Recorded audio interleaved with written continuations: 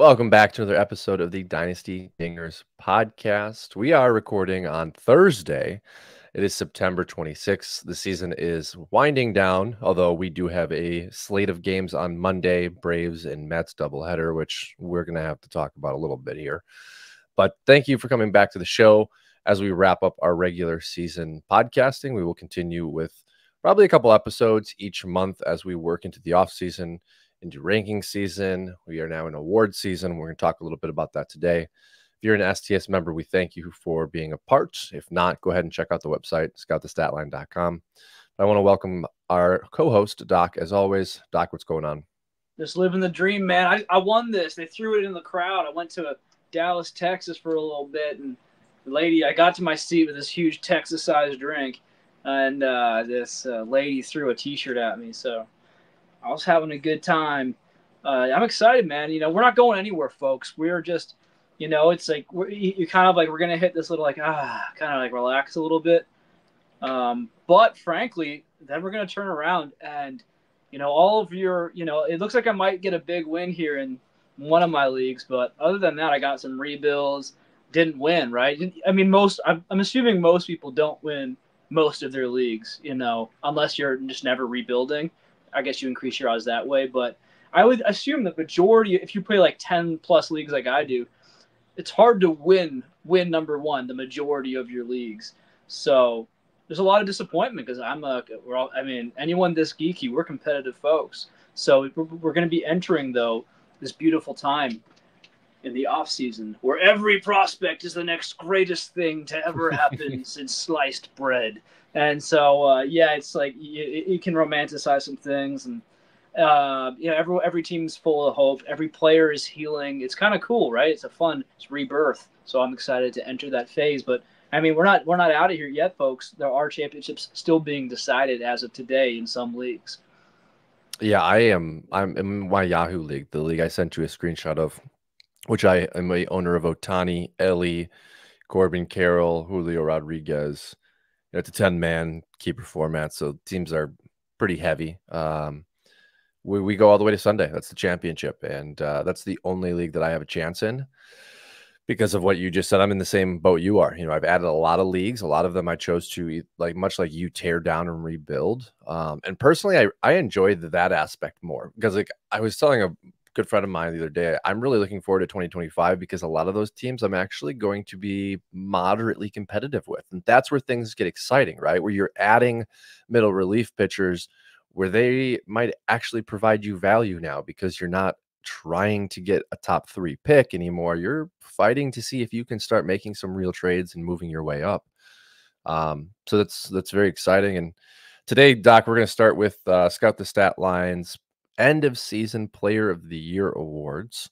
And then we're going to break into a little head-to-head versus roto category that you have wanted to talk about for some time and that I'm excited to dive into.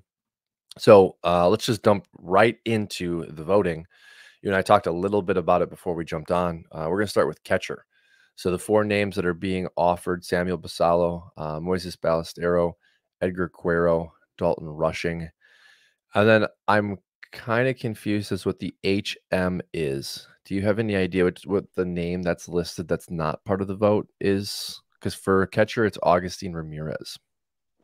So you're saying that is this on the Scout Stat Line? This is going to be on the Twitter poll, yes. Twitter page, yeah. HM, honorable mentions. Honorable mentions. Yeah. Okay. So, yeah, so those of you that are following along with us, if you want to vote, it's going to be on Scout the Stat Line Twitter. We have a thread for each position you can vote. And then when we release our articles, each player that won this vote will go into the Scout the Stat Line model.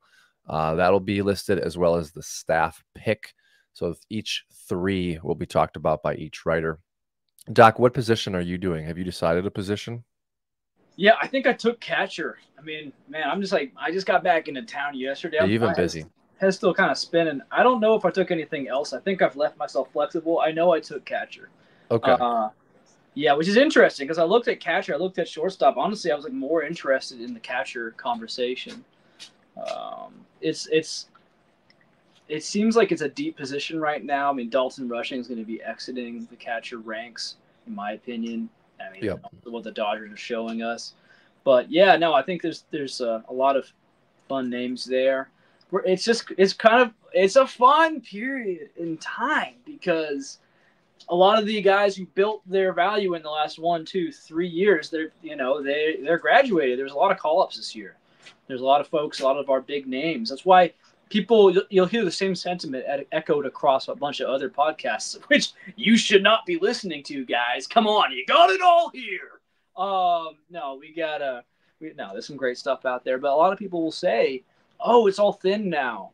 There's no prospects now." They won't say there's no prospects, but like, "Oh, it just feels like there's not as much depth to the prospect pool." Well, no, the players are there actually, and they're going to be great players coming out of this pool.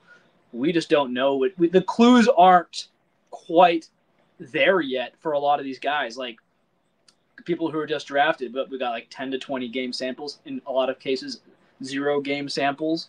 Yeah, I mean, the fog of war is here, and this, folks, is when you want to be grinding in the off season, so you get that jump on your league, because the more the fog clears, the more we get a consensus in the industry of who the guys are, the next guys are. I mean, look at Bryce Eldridge. I was hyping this dude up a year ago. Not too much going on in terms of his hype train. There was a couple of guys here and there. He's looking like a top. He's being treated like I've seen top 20 prospects. I've seen top 10 prospects. Yeah. Stats. I mean, he exploded in September. Yeah. Right? There was just an explosion. So, steering right back to catcher real quick before we move on to first base, because I do want to talk about Eldridge. This will be the piece that you said you're going to be writing. Who is your choice? We have Basallo, we have Ballesteros, Edgar Quero for the White Sox, Dalton Rushing. Who is your catcher of the year? I mean, it has to be Basallo, dude. He's my number 1 overall prospect right now. It's I keep hearing people say like Owen Hurd, I'm calling you out. This is a test to see if you listen to our podcast when you're not on it. We've had Owen on a couple times from Scout the Statline. He's saying what other people have said is that, I think Roman Anthony will just be a little bit better. And I'm like, dude, then you're not like reading the tea leaves here, because if he's just a little bit better as an outfielder in terms of fantasy production, correct. Who's more valuable? And Pasayo's like doing 5 to 10% worse, but he's got that catcher eligibility in the Orioles lineup. It's like, all right, man, like that's overall catcher 1 upside. They are not. So here's the deal, guys. Dalton Rushing in AAA has been taken off catcher. He played like 2 games at catcher. They're putting him in left field, I believe. They're just sticking him out there as a corner outfielder. I think he has Schwarber-light upside. I actually am really high on Rushing. I think he's going to be a top 20 prospect for me on these rankings. I think he went from like when he had like 500 OBP in a very small sample size after being drafted. I think he was like 22 years old in high A or something. He scorched the model. He did. Yeah, he broke the model. The model was just freaking out. Yeah. Mm-hmm. Yeah, and so everyone was on him, and then he kind of just did okay. And there was all these other catchers in the Dodgers system, so people forgot about him. And yeah, that was back when Diego Cartaya was still a really big name. He was a thing. Yeah. It's tough, man. It's tough. Catcher's not easy. So, hey, you never know. He could come back. I love those stories, right? But, yeah, I mean, that guy is being moved off, though. I think he could be Schwarber light. That's valuable in its own sense. But if we're talking about catchers, that's going to ding him a little bit. And, I mean, Basallo's doing what you want. He's getting tons of reps at catcher. Rutschman, they're going to want him to not wear down and break at 30, or 31. They want him to be part of that core for quite some time, I'm sure. And the best way to do that is to give him regular off days, let him DH a bit, have him rotate. You'll have Basallo probably first base, designated hitter quite a bit. But you'll have him taking reps at catcher if this current usage at AAA as a just recently turned 20-year-old, if that indicates something, which, I mean, you have to think he's coming up next year. Basallo will be up next year, barring a complete implosion of production. In fact, if he blows the lid off of spring training I'm not going to push for it after what we saw in Baltimore this year with all their guys struggling. You know, we don't want to rush it, but I think there's a chance that we see Basayo out of spring training. And heck, people like I don't wish this on the world. I wouldn't wish it on anyone. But injuries happen all the time. If Adley gets a little banged up, like let's just say he sprained ankle or something, has to miss the first couple weeks of the season. Well, you're going to see a Basayo potential call up there, at least for the short term, give him a shot. And if he starts hitting and swinging that bat well, we might be seeing him stick around very early. Yeah, and I think something we're really not identifying too as an industry is possibly the changing like approach or strategy for catching position. Like you have Basayo, you have Rutschman. Maybe you carry a third catcher, but you also rotate Basayo and Rutschman at first base, possibly trade Mountcastle in the offseason. Realistically, only catching Basayo and Rutschman both twice a week behind the dish, and then having that third backup as a guy that fills in and rotates, and then you also use one of the two at DH, so they're both in the lineup. You could presumably keep all three fresh the entirety of the season and have plus defenders back there the whole season. Like that, yes, it hurts because of only 26 men on the roster and you're really using an extra piece, but like you're talking about two elite bats. And we saw Rutschman's numbers take a massive step back the last 2 years in the second half because he just wears down. It's part of the game. We saw that with Contreras in Milwaukee as well. Like that's just something through the catcher ranks that you have to play in and bake in. I think, Doc, too, the other piece of this, and correct me if I'm wrong, but you take Basayo and put him on almost any other organization, maybe other than Milwaukee, because of Contreras, but he's probably the buzziest player we have without question. Would you say that's fair? Define buzzy. I think the expectations are tempered because of Baltimore's struggle with their top hitting prospects, as well as having Rutschman at the position kind of blocked.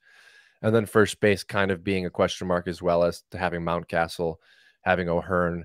I just feel like the excitement around Basayo being in the Orioles organization is holding back some of the really high helium that we saw with Jackson Holiday, Junior Caminero, because Basayo at his age should be in the same ranks as those players, and I just don't feel like the hype is there. I 100% agree, man. I think he should be one of the buzziest. Like he was like last year for a bit, and then now it's just like it's what he did. What he did as a 19-year-old this year. He flies up to the next level. He kind of struggles a little bit, and then he just starts demolishing things. He did that at every level. It just seems like when guys have that little period of adjusting, like right now with Agustin Ramirez, he started struggling again. And, I would say there are some question marks in terms of the Marlins being able to develop his bat further. That's a real thing to be concerned about. That's a real helium sucker. But he's a guy who's been doing that at every level as well. He's like most normal players, even studs. When they go to a new level, there's a time of adjustment. And they got to figure things out. But whenever that happens, it seems like some players more than others, I guess. Like Roman Anthony, I felt like he had a few of those moments this year, and I'm not sure that the helium ever really sunk the same way Basayo is. I think just seeing the catcher label, like you said, again on C Baltimore, C BAL. It's like, oh no, we all know who has that spot. No, he no. Why draft him? Why would I acquire him? No, I'd rather have someone else. They're just not thinking from the right angle, right perspective, in my opinion. Yeah, and it's hard because, again, there's just so many variables in play there. But spend enough time on catching position. Basayo is your pick. He's my pick as well. Move on to first base here. A number of players. And before we dive into the full list, I just wanted to highlight Davison De Los Santos real quick over his last 30 games, because you mentioned Agustin Ramirez and some of the struggles that he's run into in Miami. And Davison De Los Santos is going to be one of the names on our first base ranks here and voting. Over his last 30 games, he's batting .212 with a .242 on base percentage and a .407 slug, 4 walks with a 51% chase rate. These numbers are of Aram Layton on X and Just Baseball, who, if you haven't listened, check them out. They're doing a great job over there. But Aram just presented those numbers. And it's concerning because these were some of the concerning aspects that we had with Davison De Los Santos' game that you and I talked about a number of months ago. We weren't necessarily seeing it at that wide. What's the word I'm looking for here? Just that sample size, right? He hadn't struggled at that rate this season or even last, but the struggles have come. And as it currently stands, I think this is a two-player race for MIB first base player of the year. You have honorable mention Trey Morgan, Bryce Eldridge, CJ Kafis, Davison De Los Santos, and Xavier Isaac. Bryce Eldridge having a massive September, as we talked about earlier, and De Los Santos struggling mightily has really made this a race. And Doc, I switched my vote to Bryce Eldridge because I'm just concerned that De Los Santos, we might have seen the best of him, and it might have been in the minor leagues. What are your thoughts? You know, I've been the same guy on Davis and De Los Santos this whole time. I basically haven't changed my opinion, which is like, I don't think he should be doing this as well as he's doing it, judging from his profile. But hey, if he can keep doing it, then he's doing it. You know, like production over everything. And so now he's not doing it, which is concerning because he's not even in the majors yet, right? Now he's got youth on his side. He's still a pretty young one, pretty young 21. So that's why I'm not sitting here flexing or like I was right, or it's like nothing like that's going on here. I just haven't changed my opinion of just like he's a swing and a miss risk.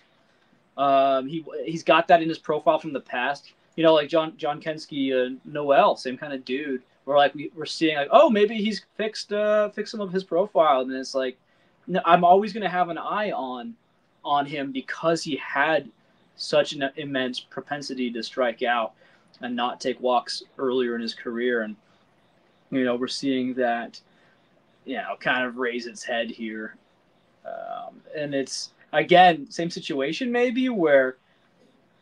Do we get concerned when a bat goes to Miami, right? On one side, we have, yeah, man, opportunity. He should be up right now. And then they're not doing well in the minors all of a sudden. It's like they lost their mojo. I don't know what's going on. It's just, I'm a little concerned, yeah, about the Miami hitting development. To say Well, I'm always concerned too about when a player is just absolutely destroying it and they don't get called up. What does that do for their psyche, right? Like, he was at 30 plus home runs when he gets traded, and then he immediately comes out of the gate hot, and yet here comes September call-ups. It's like, okay, I should be getting my shot. Like, I've done everything I could do this season to prove that I'm ready, and then that shot doesn't come, and it's like, well, what does that do to your mental state? What does that do to your confidence? Is that maybe part of the reason why in his last 30 games he's batting 202? I would have to say possibly, because I think I'd be pretty pissed. I think I might check out a little bit. And, you know, there's so many pieces to that. But I'm taking Bryce Eldridge at first base. Who are you taking? I took Bryce Eldridge. It's funny. Yeah. So I'm like a weird guy with Bryce Eldridge because I feel like I was the highest guy on him for a while. I mean, I think my first rankings this year, I had him top 40 or something silly like that, which in hindsight looks great. I'm at the point now, though, where I'm like, I don't really get why San Francisco is promoting him so aggressively. It seems like a weird play. You know, do you remember last year when the Padres promoted Salas to AA? Mm-hmm. I think it's the same thing. I don't think Eldridge is at AAA because he's at AAA. I think he's there to extend his season. Yeah, that's what it seems like to me. Yeah, but it seems like I'm not hearing that from any outlet. Anyone hyping him up, which like I'm saying, it's awkward because I like him. I think he's great, but like, oh, he's AAA. It's too early. He's here. Let's go. I'm like, well, I mean, he's literally still 19. Mm-hmm. But you know, now going back to the bright side, look at his face, look at his body. It's so funny. This guy's a man. You know, he's not. This guy's a teenager. What? It's 6'7", 225. He's probably gotten some more weight on as well. Although they do say during this, that'll be interesting to watch. They say during the season you actually kind of maintain or lose weight. Lose weight. Yeah. So what happens if he hits the weight room with his, you know, as he's getting into his 20s, gets a couple beers in his belly. You know, we could have a little bit of real slugging here. So Eldridge, obviously, we're excited with the power. That played up. I was actually getting a little concerned in low A. Obviously, not super concerned as a teen. His first pro year, really. he came out and he had 17 walks to 61 strikeouts. I'm like, oh, well, I thought he'd have a little bit of a better approach than that. Like, I was hoping he wouldn't be the all or nothing slugger. And then Haye comes along and he totally does, whoa, more than I thought he would do. He's got like a 335 BA and 442 OBP, crushing it. That's a promotion. You should promote him. That's like, he's too good for the level. So interesting development there. He goes to Double-A. And frankly, yeah, like it's not enough games. It's only 9 games. Between Double-A 9 games, Triple-A 8 games, it's just not enough data to really go off of. But it's more like it looks like he hit 1 home run out of all those games. It's too small to really rip on him or anything. But I would love to see him. I'm very curious to see how he does next year. I think he should probably start at Double-A just for his development's sake. Instead of Triple-A, but who knows? Whenever he's ready, he's going to really help San Francisco. They need a guy like this. They need to boost their offense. I'm almost like I want to acquire him in the leagues that I don't have him, but now is like the worst time to do it. We're gonna have so much steam on this guy, so much hype train going off the rails. I wouldn't be surprised if. Well, first of all, if they let him start the year in the bigs somehow, or even Triple-A, I think he'll struggle. And that could be a really fun buying moment. Look at Kobe Mayo this year. Like, so whether of course, guys like us, we have to try to maintain some integrity. Like, we have to remember because people are listening to us. We're like, no, you got to stick with him. He's got the talent. We know he's got the talent, but in your heart, you're like, oh no, is he actually not like you're stuck somewhere and you're like his stock is going down, right? The more he struggles at any level, in terms of Triple-A or in the big leagues, right? And you're like, oh, his stock's down, but you just have to have that. If you believed in his upside at any point, if you believed in his upside before the promotion to the bigs, for example, then you have to give him more time, or else you never really believed in the first place. And so, yeah, that's just me talking about Bryce Eldridge, saying that if you want to go get him, try to go get him now. I don't think the hype train's out of control yet. You're seeing some guys starting to put him in top 10s. I'm not sure if that's really the consensus yet, but it could be. I think you're better, or I think you're correct. I think the best time to buy him will be that first month after his debut, because he will struggle. I mean, the height alone mixed with his age, he's going to have parts of the zone that he doesn't cover very well. And pitchers are going to exploit that. Sure, he may his first week hit 3 or 4 home runs, but I would expect there to be a big learning gap in between success and success. And in between that gap, people are going to think, oh man, he's just too tall, right? The park factor is going to be massive. Like, that huge gap in right center field is going to suck all his home runs. All of these things that are going to start being said, buy right there. That moment is when you buy. Because the likelihood is he's a 30 to 40 home run hitter in his prime. He's going to absolutely pepper that wall in right field, and just be a doubles machine. He's a faster kid for a first baseman. He's not going to steal you a bunch of bases, but I think triples are an option for him, especially being so young. Like, absolutely what you said. We believe in him today. You should believe in him tomorrow, but I do think buying is after debut. Do you think that's fair? I think it's either go get him like right now, like as soon as you can, or wait till his till he starts struggling again. Because I think like 1 month from now, I'm gonna not help this either, because I'm not the most popular guy, but people notice what I say, and there's gonna be other people who are like, oh, okay, he put him top 20. Oh, put him top, there's gonna be more top 10s and more top 20 rankings, and that means his price is gonna go up over the next couple months, and it's gonna peak around Christmas. Yeah, no, I think you're absolutely correct. Okay, moving on to second base. This is, for me at least, a 2-player race. MILB second baseman of the year: James Triantos, the Chicago Cubs; Christian Campbell for the Boston Red Sox; Luke Keeschel for the Minnesota Twins; and Michael Arroyo for the Seattle Mariners. It's a runaway race on X right now.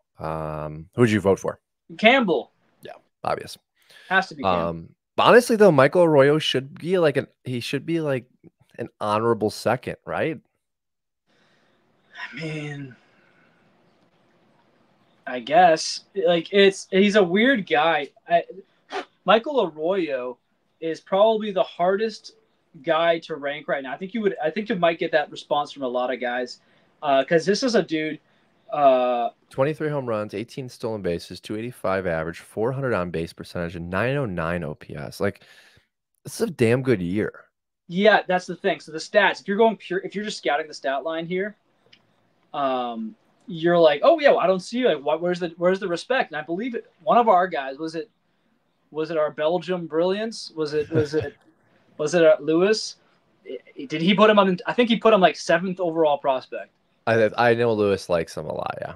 That's to me like, and here's the thing: I can't sit here and tell you you can't do that because of course you can do anything you want. But I think it's a situation of scouting the stat line. You know, I'm not sure if this is his real size, but I'm seeing 5'8", 160 on his baseball reference. Weight usually gets put on. Usually, you don't see too much vertical growth. And in baseball, though, I'll kind of qualify that with the flip side. It doesn't entirely matter in baseball. If you got pop, you got pop. See Altuve, comma Jose, and then I like this guy's profile. I want to see him do it at higher levels. His age to level is fine, though. It's amazing. I'm just not sure like how much of this is real. I don't know the player enough. He just has he came out of completely nowhere. Now, here's the deal. I think he has to be a top. I haven't done my ranks entirely yet, but I don't see how he wouldn't be a top 50 guy. Is that correct? Do you think he's a top 50 prospect? Yeah, I think now, absolutely. And I have undersold him for a number of years now just because of Number what of you years? mentioned. How long Yeah, have you had this guy? He's 19. I've had him for a couple, like 2 seasons Wow. now in rankings. Okay. But I haven't bought in because the size was a concern for me. Um, and honestly, I've seen with the other production outside of Seattle's organization, especially in the Reds organization with their Mm-hmm. own Arroyo coming from Seattle, that just told me that these guys can perform, especially at lower levels in the Mariners organization, and not have that production at the higher levels. So when Arroyo started to show signs last year, I just didn't buy in. This year, starting to be interested. But I'm going to be honest. I'm trying to leverage, I think, the stat line more than I actually am the real player, if that makes sense. I'm trying to use them as trade chips, basically. Yeah, yeah, that would be my thing. In fact, and still not right now, but say like the opposite of Eldridge, essentially. Like sell, but Sell. if you have him, sell Yep. this off season, 100%, dude. He could be a solid player, especially at second base. Like that is, a kind of a premium position. So it's kind of a premium position. And so I would sell him now, even though he could be a good player. I don't think he's going to be like a top. I don't think he's going to be an elite fantasy asset. Could be wrong because the numbers are great, but we'll find out. Yeah, his 2022 season where him and Montez were in the DSL together was exciting. He had a 457 on base percentage, only 4 home runs, had 10 doubles. That was kind of exciting. You know, he was kind of showing that power punch combination in 2023, 255. This is where I just assumed, hey, he's nothing to be concerned with. 255 average, 403 on base percentage. So the on base percentage has always stayed really good. 3 home runs in 2023 total. So they didn't show the power this year, really exploding with the power. I mean, 23 home runs is significantly more than he's had his entire minor league career. And an A ball for Seattle is a hitter friendly park. But I do think top 50. And I think especially in dynasty leagues right now, you can trade this guy. Like I would package him up with another top 50 and try to go get an Eldridge. Try to go I get mean, according to some rankings, according to Lewis, you could trade a Royal him for straight Eldridge. up. We talked about Christian Campbell being the obvious choice here.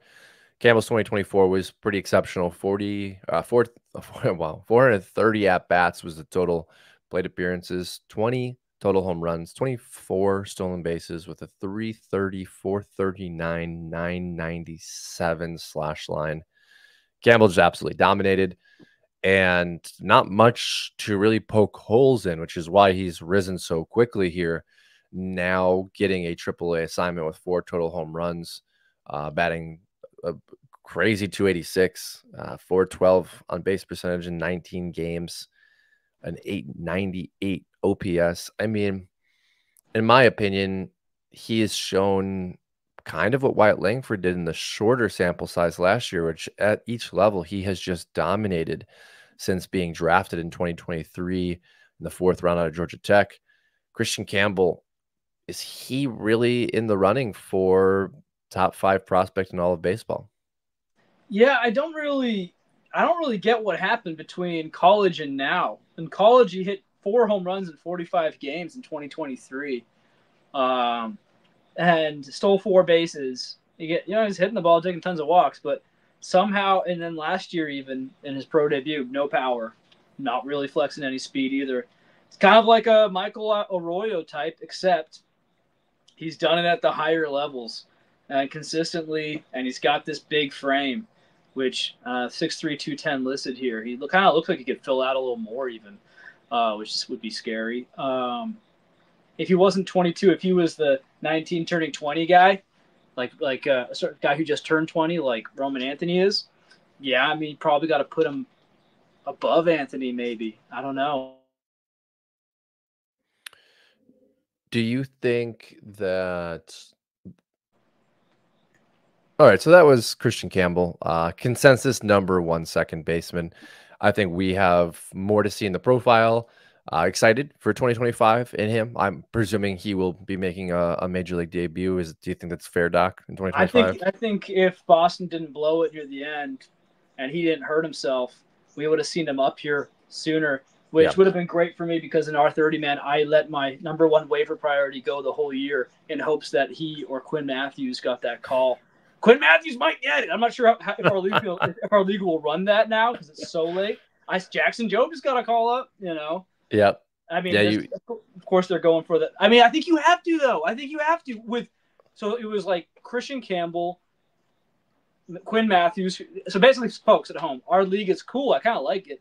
No prospect pickups throughout the year. It sounds bad, but in a 30-team league, and you want to simulate like a salary cap and everything like that, you shouldn't be churning your prospects. Real teams aren't just like churning half their yeah. farm throughout the year. So I kind of like it now. But once a player debuts, though, in the middle of the year, you can kind of grease it and just throw your waiver in there. You got him. And then if not, they will go into the next year's FYPD. Man, I think you have to. So it was like Christian Campbell, Quinn Matthews, and River Ryan were the big 3 guys who were not picked up this year. Sorry, we're not taken before this year, so they were locked in the minors. And so I kind of kicked myself for not taking Ryan, but then he blew his arm out, so it sucks for him. But like, kind of made me feel a little bit better about myself. But I think you have to with Quinn Matthews, entering this like top pitching prospect conversation, and Campbell doing possibly next #1 overall prospect. Who knows? Like I had to wait out, and like, yeah, if I end up wasting the priority, so be it. But the ceiling was way too high to take some random dude flyer from the DSL who gets or whatever. I don't know. You know what I'm talking Yeah. about? Yeah, because you kick yourself so much if Campbell gets called up or Matthews gets called up, and Yeah. I picked up Adrian Del Castillo because I was a couple slots behind you, and I just Yeah. figured, There's I need almost a a catcher. disadvantage. Yeah, Almost. well, yeah, because you go the entirety of the year and you just miss out on guys. Because there are a number of weeks our waivers run, especially debuts run once a week. There are a number of weeks where nobody bid on anybody. Mm-hmm. And you could have just been having your pick of the litter each week. And these guys are honestly, they're nobodies, usually nobodies. They're Yeah. guys that are going to spend 4 or 5 days in the major leagues and get sent back down, part of the taxi Yeah. squad. Like, it's a 30-man league. There's not much out there. But Mm-hmm. yeah, I think you did the right thing in holding on your waiver. We're going to move on. Shortstop of the year, Franklin Arias, also Boston Red Sox. Gosh, they're loaded. Jacob Wilson, A's, Las Vegas A's, I guess you could say in a couple days here. Or we could say the Sacramento A's. Yes. Kevin McGonigal, Detroit Tigers. And then Louis DeVries for the San Diego Padres. This is a very tight race. There are three names all in the running here. Arias is kind of trailing behind. Who is your pick? So this is a tough one, actually. This is so far. This is the toughest for me. I'm going with Kevin McGonigal. I think the highest upside is Leo DeVries. And I'm going. So the reason I'm giving McGonigal is because LDV came out and everyone's like, "This is the next top guy at the DSL. He's going to be your next stud. He's a superstar in the making." So what? Excuse me. What he's done is basically, validated that, showed some solid promise. Kevin McGonigal was just like kind of forgotten about, just this random guy, defense first, whatever you want to call him. And he came out and he's essentially a top.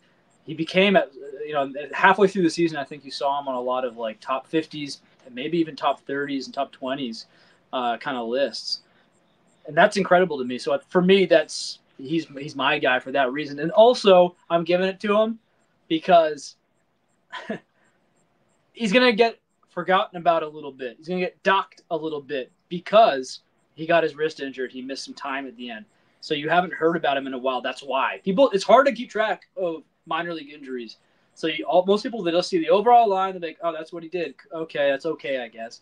Him and Clark seemed like they were really kind of gelling together. And then, he goes up the middle, shortstop and center field, and he busted his wrist up pretty bad. So that sucks, and took a helium out of him. But yeah, I think the long term, like the question isn't shortstop of the future, it's shortstop of the year. So for what McGonigal did for his stock, makes him my guy. Yeah, this is a hard one. I picked DeVries just because I needed to see validation in what people were saying, and I like the power this season that we saw from DeVries a little bit more than McGonigal. You mentioned the injury. I think when you're talking about like MVP at the position, honestly, it's also hard not to give it to Wilson. What Wilson did in his short time at Double and AAA this year was remarkable, but didn't show any power, didn't show any speed. McGonigal's got the speed. DeVries has got the whole package. Honestly, Franklin Arias, incredible season. Like, I think there's an argument for all four of these guys. Mm-hmm. And I think three of the four, excluding Wilson, are going to be very, very good fantasy assets. Arias is a little harder to gauge because he's so much lower than these guys in the hype train. But good deal. McGonigal's approach, dude. So he got the speed, but, in low A, he walked 35 times to 24 times as a teen. So he's not some college guy doing this. And then even in high A, for his short span, he was there 11 walks to 4 strikeouts. From all indications, this guy is going to be a serious OBP asset. Yep. And so DeVries, like, he's showing us more all around.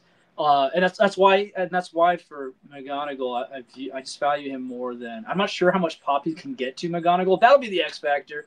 I think he will be more valuable than Jacob Wilson. I think he will likely be less valuable than LDV, but he's stamping his claim to the future, as the future heir at shortstop in Detroit. I know Trey Sweeney is looking all right up there, but he's certainly going to be an option. Yeah, and also McGonigal has a little time, right? But you talked about the youth. I'd probably assume a 2026 arrival. Do you think that's fair? Yeah, man, it's interesting when we see these guys, these teens and low and high A. Sometimes I think I'm over. Sometimes I think they're going to be too far away. Like, I don't realize how fast time flies. Yeah. Because you play the whole year at high A, you kill it. There's a good chance they start you out at Double A next year. Once you're in Double A, you could be in the majors. You're one injury away and one hot streak away, and if you're one nice timing away, or you're just one organization that wants to throw you into the fire away. So we'll see. You think that with teenagers, or kids that came out of high school, these prep guys, you think typically they don't rush them as much as maybe they would a college guy, but you never know. The Tigers are kind of rogue. Sometimes they do things that surprise you. Moving on to third base, this one's an absolute runaway. Honorable mention, Mike Bovee for the Milwaukee Brewers. Pretty nice season, contact first player. Then we get into the voting, Kobe Mayo, Baltimore Orioles. Yeah, probably the clear choice here. Chase Meadroth, incredibly buzzy name in the Scout the Stat Line ranks because of what he has done with his stat line, as well as some comps that have been made to that stat line. Matt Shaw, Chicago Cubs, and then Nacho Alvarez, Braves, Nacho Alvarez Jr. It's an absolute runaway right now for Kobe Mayo, and that's probably both of our choices, correct, Doc? That's my choice, but I don't think we want to give too much disrespect to Matt Shaw. Yeah. I think that he looks like a dude. He looks like the dude we thought he'd be, making tons of contact. Getting on base actually better than I thought he would. And that's not really been mentioned too much. Maybe I should hype that up a little bit. Yeah, the power, speed in the majors. What are we thinking? I think he's got 2020 upside, but Probably a maybe 15, probably a 15, 20 guy his rookie season, right? 12 to 15. I think he could do 20. I think yeah, his rookie season probably 15 and maybe 25 if you're lucky. I mean, that's amazing. That's great. I think we have a real ball player. His peak is definitely he's got like 25 in him, I think. Mm-hmm. His peak. The power, 21 home runs over 121 games. So it's not a full season. I'm also trying to mentally adjust for like level. So what does that make him? We're gonna find out, but I think he's got 20 home run upside. That'll be the key for him because I love what I'm seeing for contact. I love what I'm seeing with this on base ability. The speed's there. What's not there? This is a ball player. He feels like a Cub for some reason. Kind of just looks like a Cub. So If someone offers you, let's just look at our 30 man for an example. You're an owner of Kobe Mayo, hypothetically, and someone comes to you and says, "Hey, I've got Matt Shaw. This is a right head-to-head categories league. Are you taking Matt Shaw over Kobe Mayo for career?" no, there's too much upside with Mayo. He's got too much power. He's 40 home run power and an amazing lineup. There is a lower floor. Let's talk about that. Like if we want to look at the floor, it's what happened this year. It's just he strikes Mm-hmm. out too much because he's not gonna be. I mean, if he's an on base guy, it's because they're just scared of his power, and they start, and they give him, they just give him enough balls to get on base. Essentially, I don't think he's necessarily this disciplined guy. He's Yep. not. But sluggers can just get on base like that. They'll get their attention to walk sometimes. Even Kobe Mayo though, that upside like that 40 home run, 120 RBI, you can dream, right? You can dream. That's the upside. The floor though is you're not. He's just it doesn't work out. He's just this bent. He's just this slugger. He's the sluggo. One of these old sluggos. Just put him in there, rip a bomb, plays okay defense. Or you can keep on improving his defense, be an asset out there, and then he's mashing in the middle of a great lineup. With Shaw, I think his downside would be like 15-15, maybe a Nico Horner-ish like A little more kind of pop guy. Yeah. Yeah, I mean, I don't even know how Yeah. Horner did. I don't I even know how asked Horner did this year, but I feel like that's what he did this year. I asked you that question because I wanted to spin it in the opposite direction for the listener. I think this is an amazing time if you're a Matt Shaw owner to take him and offer him to Kobe Mayo owners because I agree with you. You said it earlier. It was a great statement. It was if you have believed in a player at any time, Mm-hmm. you need to kind of continue to hold at that point as long as you didn't have an incredible drop off. And I think right now with Matt Shaw's 21 home runs, 31 stolen bases, 284 average, and 379 OBP, you could possibly convince the Kobe Mayo owner who has seen struggles this year in making that swap. And you're not making that swap 3-4 months ago. No, I think you're right because people do get scared. People do start to tap out, and so test the waters, my friends. I certainly encourage that. And it maybe, frankly, there's a very high chance, not high chance. There's a very fair chance that Matt Shaw becomes the better real life player. I think Yeah. he actually already is the better real life player, but I think for fantasy, there's a good chance he becomes more useful in fantasy as well. My gut still wants to go with Mayo because I'm playing to win. I'm playing for that upside. Mm-hmm. And hey, if you have tons of power on your team already, I guess you could consider something like that. I would try to go like Mayo and Shaw plus someone else. Yeah, paired up. Yeah. Yeah. And I think this is probably a good correlation too. I think Shaw's the perfect corner infielder while Mayo is the third baseman you want, right? Like when you actually look at roster construction for your fantasy team, getting 15 and 15 or 20 and 20 at that corner position from Shaw is fantastic, but he doesn't yet fully give you what you want at third base, whereas Mayo could give you that third base solidified position. And I think that's kind of how I think about structuring my rosters. I want the dominant superstar upside at the position. And then at my corners, I want to kind of build in my floor players. My corner, my middle infield, like give me a 270 average, give me 15, 20 home runs, give me those stolen bases, like just enough to help with where I'm missing certain categories, but also not going to completely kill me at categories. Just safe plays, right? Yeah, it'll help if Shaw can play enough games to get eligible at second base as well. Yes. Yeah, be really versatile. Okay, we got two left. We're moving on to outfield. Interesting group of names. We have honorable mentions: Emmanuel Rodriguez for the Minnesota Twins, Jason Dominguez. Emmanuel Rodriguez, I don't know if I said Dominguez there. Jason Dominguez for the Yankees, Justin Crawford for the Phillies, Lazaro Montes for the Mariners, and then Max Clark, one of your favorites for the Detroit Tigers. Getting into the voting, we have Chandler Simpson for the Rays, Robert Callas for the Rockies, Roman Anthony for the Boston Red Sox, and Walker Jenkins for the Minnesota Twins. It's a lot of names. The pick is obvious. Who you got? Roman Anthony. Hey. Yeah, I mean, might as well talk about the other guys for a sec. Like quick rundown. There's a lot of them. No, just Jenkins. I mean, just the other guys that are on the poll. Okay. Jenkins, like, I mean, most upside in the future. You can't put him over Anthony because Anthony's already doing it. And they're kind of the same age. Maybe the second most, right? Probably the second most upside. I mean, they could be the same upside. Anthony's doing it already, so it's more tangible. And so, but Jenkins has that frame, has that upside. I'm not sure how much he's going to run. Like he seems like he'll be a big boy, unless he's a Mike Trout type. But which is pretty good type to be. We throw that one around a lot. Whenever we see like a big jacked up guy who likes to steal bases, we're like, okay, that's Mike Trout.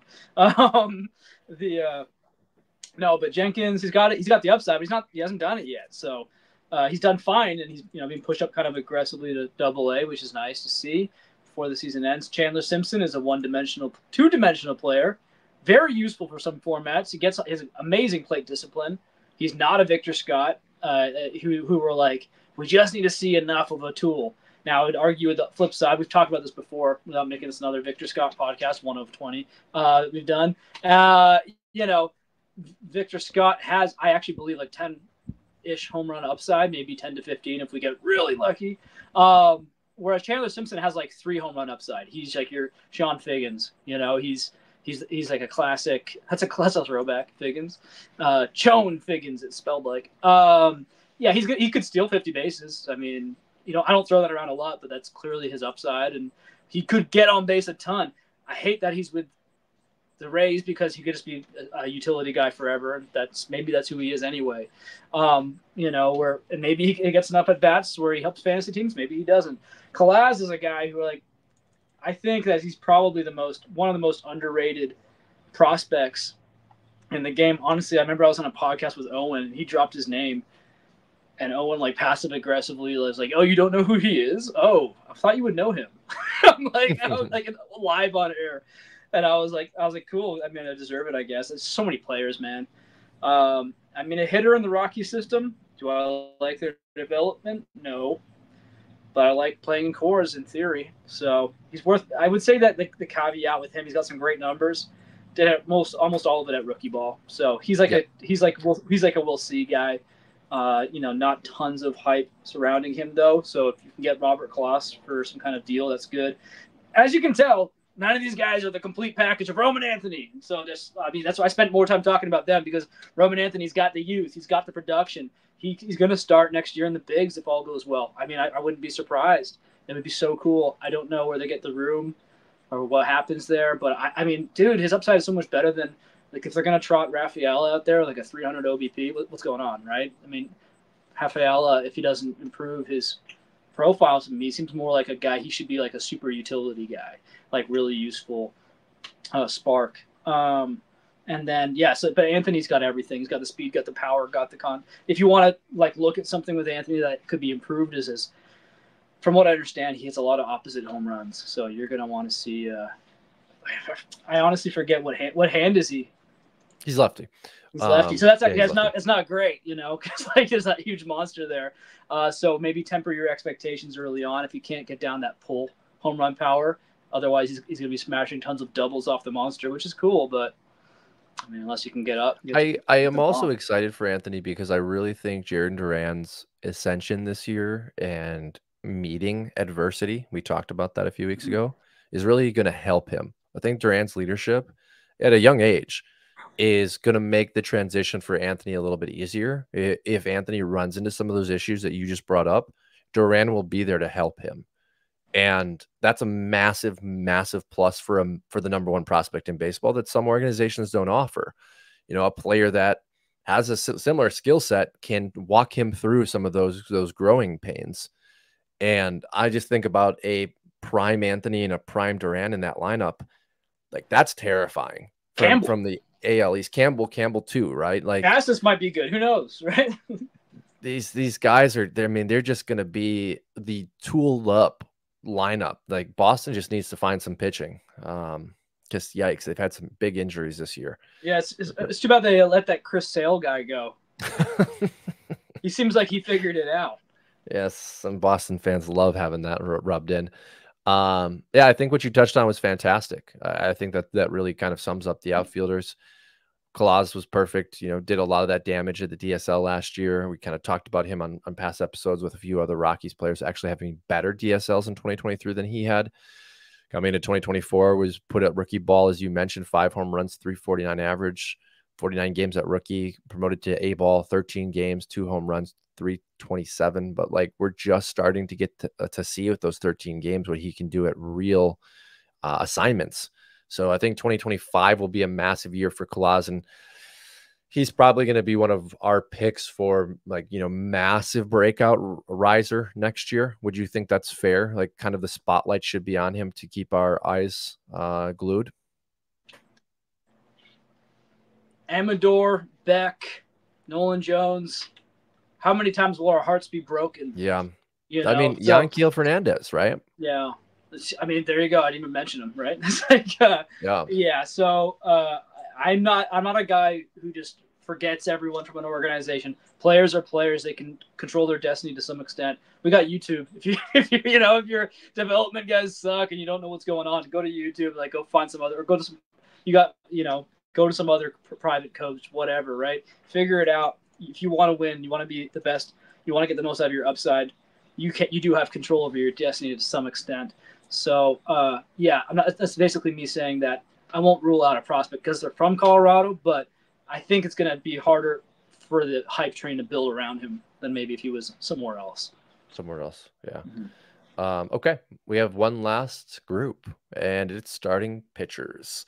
MILBSP Prospect of the Year. Honorable mentions, Jacob Mizorowski, Rosario for Texas, Alejandro Rosario, Noah Schultz, Chicago White Sox, Tink Hence, St. Louis Cardinals, Thomas White, Miami Marlins, Brandon Sproat, New York Mets, Travis Sikora, Washington Nationals, all honorable mentions. On to the voting for Bubba Chandler, Pittsburgh Pirates, Jackson Jobe, promoted and pitched his first inning yesterday, Detroit Tigers, Quinn Matthews, St. Louis Cardinals, Zebby Matthews, Minnesota Twins. It's a nice grouping of 4. We've dropped, I think, our choice a number of times. Who you got here?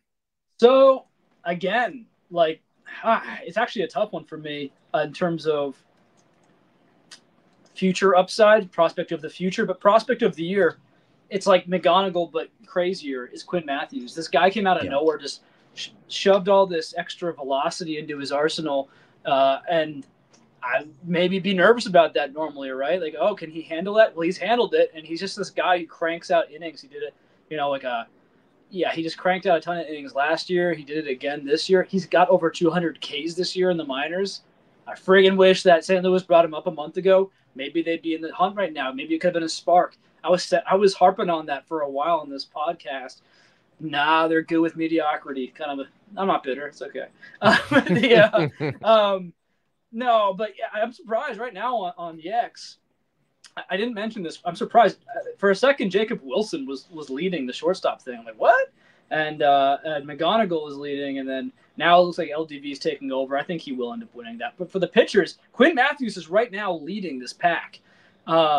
Is leading, and that's amazing because Jackson Job is the other guy whose upside may be higher than Matthews, but I don't know like how much of that is the sexy 102 versus and like the prospect that name brand because going into this season he was a top guy.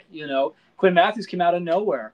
I think that, but I got a good feeling. It's a gut feeling with Matthews. The fact that he just came from nothing and is now on the verge of being, being a really like he's a top. What is he? Top 5, top 10 pitching prospect? I don't know. I have to do my rankings, but he's not out of the top 10. That's impossible. So very excited for his future. And because of his ascent this year, he's my guy. Shout out to Bubba Chandler, who even like right now, I'm underrating him. He should probably be. I mean, the people are noticing, so I guess I'll take this whole thing back. But like, it's like basically a 3-horse race here with our votes right now, with the people's votes on X. But something that's awesome and hilarious to watch because it happens all the time. Zebby Matthews, if he didn't get promoted this year, if he's in the minors right now, it's a lot closer. He's in this. It's a 4-man race. But he came up, and it looked like he was a stud for a second, right? Like, oh, wow, this guy's already good as a rookie. Amazing. He had some great starts in a row. And then he started having a couple blow-ups. And people are remembering that. And the prospect shine, Gone. So he's getting some votes, which is nice. But, yeah, he's a distant 4th place. And, I mean, I think that maybe he is I think he's probably – I don't know what to think, man. It's just going to be a matter of can he develop some more bat missing stuff. His velocity also went up this year.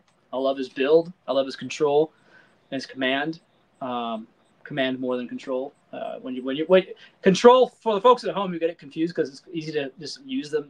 They shouldn't be used interchangeably, and I always fall into it. Control is basically your ability to hit the strike zone at all. And command is is pointing exactly where where your pitches are going. They go where you want them to. And so control is basically like when they're going wild. You're just like, can you have some control? Just can you throw it? Can you throw a strike right now? When you're talking about a master of command, that's like a whole another level up where you're just like you're painting George Kirby, So very interesting. Everything I just said was really interesting.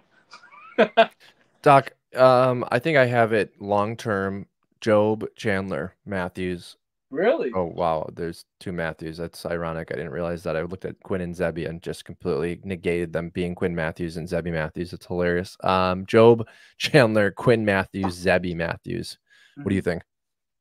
I mean, I shouldn't be so surprised. I'm like, really? It's because I'm just been so amazed at Quinn Matthews coming out of nowhere. Kept waiting for the scuffling. It hasn't really happened. Bubba Chandler, though, I think the argument to be made would be, well, do you trust the Pittsburgh Pirates with one thing? And that would be pitching development. Do you trust them, or are you going to start questioning that? Because I wouldn't. At this point, it's like, man, I mean, maybe Bubba Chandler is that. Maybe he's better. I just, at this point, we don't know. If Quinn Matthews comes up and goes 5 straight quality starts, he's the next Paul Skeens, and same goes for Job, same goes for Chandler, same goes for Zebby until you have the blow-ups.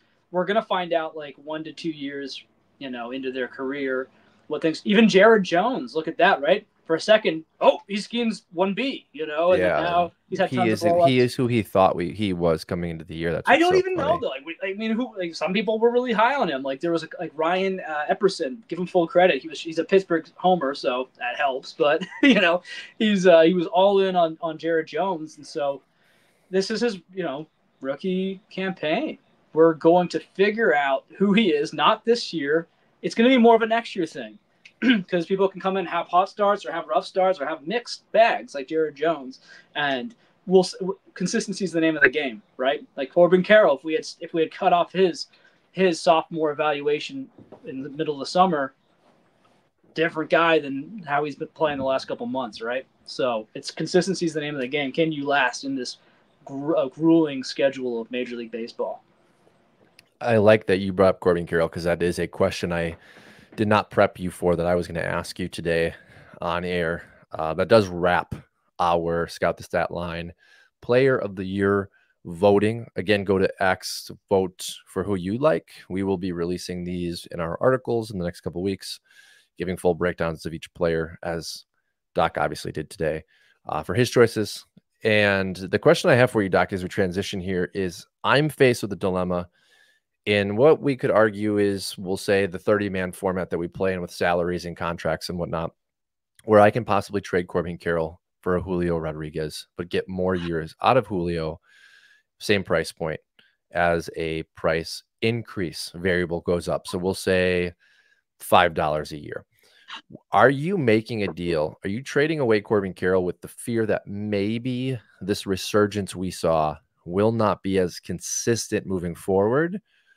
Or are you buying back into Corbin Carroll, and are you selling that Julio Rodriguez's lack of consistency is now a continued trend? It depends on the league format. I think that in real life, maybe I like Corbin Carroll more. And for pure average, pure OBP leagues, I could see the case for Carroll. It's a lot of fun. With Julio, it's starting to seem just what I said, right?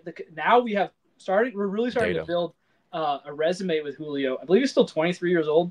Yep. So I was like, he's got time to evolve too, that's the crazy part. There is still time when you're at a certain age, when you're younger than 25, especially. It's like, whoa, like we don't know what the ceiling is here. We talk about 25 to 28-year-old to 29-year-old breakouts sometimes. Well, what does that mean for these other guys? They still have evolutions in front of them potentially. That said, we have 3 straight seasons from Julio Rodriguez where we're not really actually we're seeing a really consistent profile. We are seeing 275 to maybe 280 batting average. Fantastic. We're seeing an OBP between 325 and 345. I think that might be like this is like a Kerry Carpenter kind of type of line, which is interesting because that's a very different price point. Of course, you don't get any steals with Carpenter, which is why Julio Rodriguez is a fantasy asset because, power's down this year. I don't like him hitting in Seattle, really. He's coming on strong late. He hit 2 home runs in front of me when I was in Texas. OPS leagues, it's interesting. OPS is so down this year. That's something that's not consistent. Our league is an OPS league, the 30-man. Mm-hmm. I want to say that that's a tough question, man. That's a tough question. I would say frankly, it's like your personal preference, but you're going to get more steals, I think, over the years with Carroll by a considerable amount. I think you're going to get more power with Julio consistently over Corbin. When it comes to the runs and the RBI are also a toss-up. Yeah, everything about their profiles is up in the air. Better lineup probably over the next couple of years. Arizona. Yeah, that's the thing. I guess you got to consider that. Like Julio, typically, if you're gonna have Corbin leading off, ideally, right? So he's not going to be mashing in RBIs as much as Julio. So my guts, I like Corbin better. I like his style, I like his gritty style of play and all that. And he's kind of he's a physical underdog, right? He's not the biggest guy, but he makes it happen. But for fantasy, if I'm giving advice to people, it's tough to not say Julio. I just feel like that frame is conducive to even more power. Maybe we have maybe he greases out a 40 home run year 1 year. I don't think anyone would be shocked. Yeah, I think I would be shocked if Corbin Carroll ever gave us a 40 home run year. I would be shocked. 30, I think he could sneak a 30 in there. But yeah, he could sneak a 30 in there. Yeah, I think the higher upside is Julio, but I was thinking about it from points too. Like if you were to transition to this to points, like Carroll provides you on any single given day, even a bad game, the opportunity to sprinkle in points because error turns into a couple stolen bases, maybe, right? So if he doesn't even get a hit or a walk, he could still provide you points. If he goes 0 for 4 with a walk, he can still steal a bag. There's so much, I think, positive outcomes from Carroll in points that he makes it exciting, where that floor is even higher. And then Julio, obviously, with probably a little bit more strikeout. I haven't looked at the numbers. I'm just, No, he strikes out a lot. He doesn't walk that much at all, right? So, and Carroll, frankly, even in an incredible down year, like for most of the year or a lot of the year, he's got actually more walks than last year. So what does that mean, right? It could mean there's. I think I like Corbin's hitting and disciplined, his plate discipline better than Julio overall. But I just think that, yeah, frankly, they're very similar values. And it really, like you're saying, and like I started off with, it depends on your league format. Go with your gut.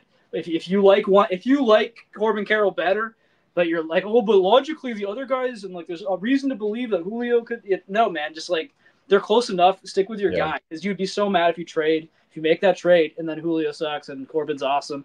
You're like, oh, I knew it. It's like that's no fun. Fantasy should be fun. So What's crazy is Corbin Carroll is older than Julio Rodriguez. That's just, by what? I mean, it's marginal, 24 to 23. You know what I mean? Like, but it's funny By because by we're few. talking about these players as like, hey, this is the second year in a row now that we're going to be talking about Carroll as potentially a first round pick now, and this is the third year in a row we're talking about Julio. Mhm. You know, not necessarily being a first rounder, but like being an upside value after his rookie season. And these kids they aren't even 25 yet. So yeah, I mean, we have an extended window for prime. Okay, good. I'm glad I got your take on that because I thought it was a very close argument for both. We got a little bit of time left here. Kind of discuss Roto and head to head. I want to pass it off to you and just kind of let you lead this because obviously, you know, we play in a lot of leagues. We play in both Roto, we play in head to head, and kind of see what your thoughts were this year and maybe some of the takeaways that you picked up. Yeah, so I mean, I have a whole Sunday Smoke article. I was supposed to come out last week about this. I've just been so busy. So I'll give you a sneak peek here, and if you made it through this whole episode, congratulations. You'll get this. It's just some thoughts. You know, I'm calling the article "Roto's Silly GM: Rotos for Kids." Provocative. And so I was What is looking the over my cereal that did that? Is it tricks. tricks are for Yeah, kids? I even Okay. link out to the commercial just in case people don't get it. Right in the opening line. Don't worry, bro. We're professionals here. And so I was looking at my results this year. I'm like, okay, head to head, I'm like really competitive and pretty much all of them, the ones that I'm not rebuilding or, you know, coming out of a rebuild or whatever. And I got like 10 plus leagues. So, well, I joined a lot of startups, right? For me, it's so hard not to just jump right into like at least half of a rebuild or like a youth movement. Some guys are so balls to the wall, they'll go with like, yeah, like Matt Olson first round or whatever. Those or you know they'll just go with like these older guys all the way through, vets all the way through, worry about prospects later. And I'm like, can't do it. But yeah, in like redrafts, I noticed that the daily roto leagues, I've been making ads all year, and I'm like mid. I'm just like third to fifth place or whatever. Just kind of, I'm fine, but not great. You know, it's just like it's just very mid. I'm like, why am I not doing well? And I'm realizing I don't check these full standings very often. I check them like once a month, maybe. Like I'm just so busy with all these other things going on in my life, and because it's daily, there is no weekly thing that happens, no weekly waivers like some of these other leagues, like weekly lineups for Roto. Okay, well, when I go to check my waivers, I have to go see how I'm doing in each category, right? How am I doing? Oh, I should probably add this and take that away. I can just make that assessment. But with these daily rotos, I don't know if I'm cut out for it like I used to be, man. It's tough. I just you get to a certain point of the season, especially, it's like, oh, I can't even catch up to that one now. It's like, or it's going to be very difficult to do so. There's other guys like I talked to some people in this one league. I said, are you guys like wanting to do this again next year? Because I don't know. I'm commissioning it. I'm like, I don't know if I want to do it.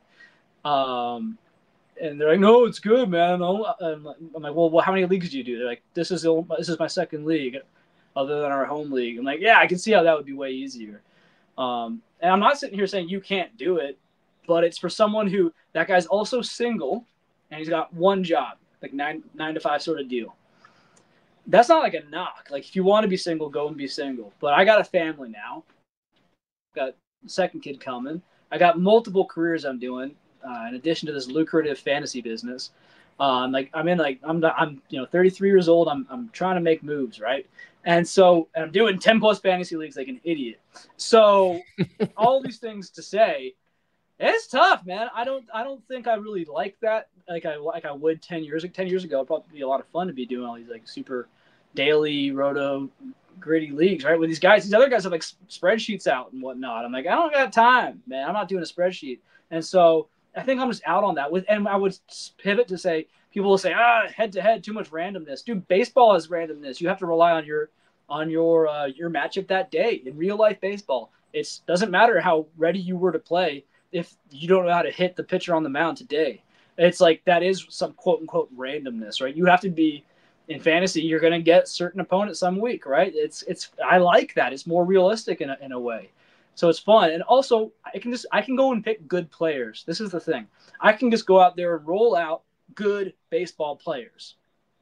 And in deeper leagues, like this deep redraft, wacky Dynasty Guru redraft, I'm in the championship. It looks like I'm going to win. I can't even really look at it properly. Fantrax has some issues, but it looks like I already won it, but I'm pretty sure it's not over yet. Anyway, it's all to say, I just grinded, guys. I just said, this player's good. This guy's good. Like, I'm just trying to patch a team together with good baseball players. And you can do that in head-to-head. And frankly, if they're performing, it'll like work in enough categories for you to squeeze out wins on the week. You can't do that in Roto.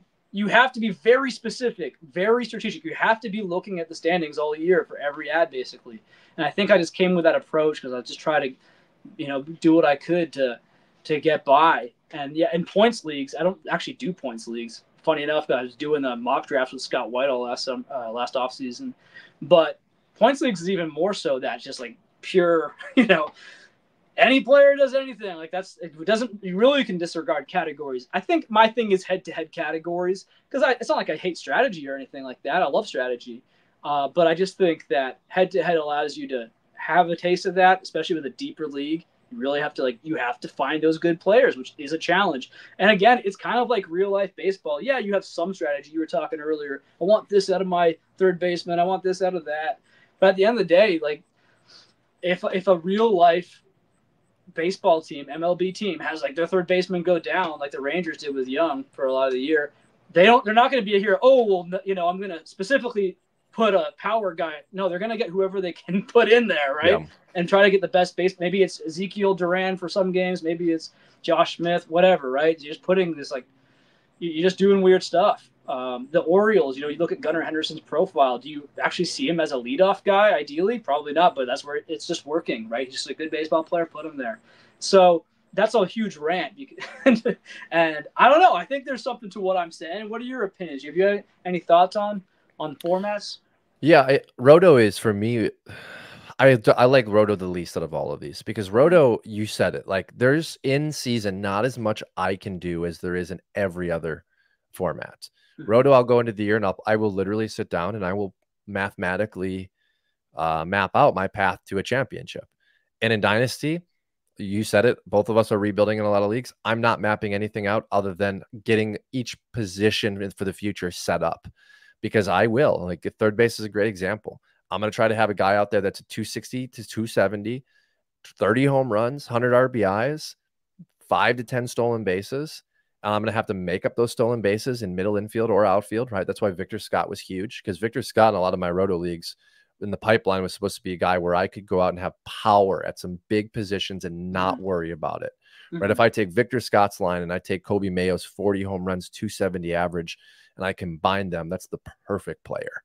Yeah. So like those are pieces in Roto, but that's also why we like Dynasty because Dynasty is less of a, as you kind of said, like a crapshoot, right? Like we are trying to set ourselves up to have more of an assumed outcome from our teams as opposed to redraft year to year, right? But then you get into categories, which is the one league that I'm in a championship for, and honestly, it's just try to beat your opponent on a week-to-week basis. Like if I know I'm going into a week where a guy is loaded up on closers and holds setup men, and I have the leverage of stolen bases, but we're at Thursday and he's got me 6-4 stolen bases, I might have to drop Jackson Chourio for Bryce Terang, which I had to do in a keeper format. Like you got to win it. You're going for a ship. Yeah. So I think it's definitely more day-to-day streamable in categories. Same thing with points. You're going for hot streaks in points, I think, more than anything, and then matchups. Whereas categories, it's like I said, Bryce Terang, like I need you. I need you this weekend. Like you got a hitter favorable matchup. Hopefully you'll be on base. Hopefully you get 2 stolen bases. Hopefully that pushes our stolen bases or puts me ahead. And I love that kind of strategy where it's like Roto, you said it with like if I lose Josh Jung, it's like, well, now am I trading Nico Horner and Jaron Duran so that I can make up the power I lost with Young? I'm going to lose some stolen bases, but mathematically, do I gain enough average and RBI? You're literally just playing ratios with numbers at that point, which is cool for the spreadsheet people, and I like that too. But you said it, like we're getting a little bit older. We have families now. Yeah. I want to sit down at the beginning of the year and map that out, and as the season goes on, make some moves and adjustments. But if I have to do that on a daily basis, I'm going to lose. Which especially with redraft, you have to do it, because you can't. Yeah, there's too many variables. And that's why I transitioned to Dynasty. I don't know if that was why you transitioned, but I transitioned because I just couldn't keep up with my busy lifestyle. And the guys that had the time with their one league and their ability to jump me on every single mid-tier player that made a difference. I was like, okay, like let's go to a longer format where I don't necessarily have to worry about those quick hitters that are on there at 2 p.m. when I'm still in bed. Yeah, no, I feel you, brother. That's a really loud plane. So if anyone made it this far, they're saying it's over. Your podcast's done. That's like the Oscars music. It's like, all right, dude, enough. The lights on. Yeah. Yeah, so it is what it is. Yeah, if you like it, you like it. But I just something for me as a personal revelation was like, oh man, like, no, I found my thing, and it's not like I invite anyone to we have openings actually. I invite anyone to our 30-man salary cap league with a gigantic farm. Head to head is not that basic. There's some people out there who only do Roto. I'm like, all right, dude, I guess. Yeah, it's not for me as much as, like I said, weekly I can handle a bit better, but yeah, it's not my preference anymore. Yeah. Well, and check that article out that you're going to have. You said that it'll be this coming Sunday. It'll be your Sunday smoke for this week. Yeah. Who knows? Maybe I'll drop it a day early. I don't freaking know. And then after that, I'll drop y'all some prospect ranks. I got to get those done. So we have a lot to do as we enter the off season. Yes, so we're not slowing down here, folks. We are speeding up. Yes. Well, and let's give them a little bit of a highlight. So we're going to do our top 100s that we have to reorganize for ourselves, as well as the Scout the Statline top 100 consensus. We have our Player of the Year awards. As I mentioned, it'll be staff's pick. It will be your pick on X, as well as the model's pick. You're doing catcher. I'm doing outfielder. Then we have our top 10 prospects that we are going to be writing about, which we still have a little uncertainty about whether it's 10 guys that we're picking or our top 10. And then we're going to be getting into the Scout the Statline top 10 at each position that you and I will be picking up from Ross and Brian of last year. Those will be presenting on our future recordings. So we have a lot this offseason. We're going to keep you guys busy. We will continue to be shooting out these longer episodes probably as well. But that wraps it for me, Doc. Anything before we go? I'm your Huckleberry. We will see you guys in a few weeks. Bye.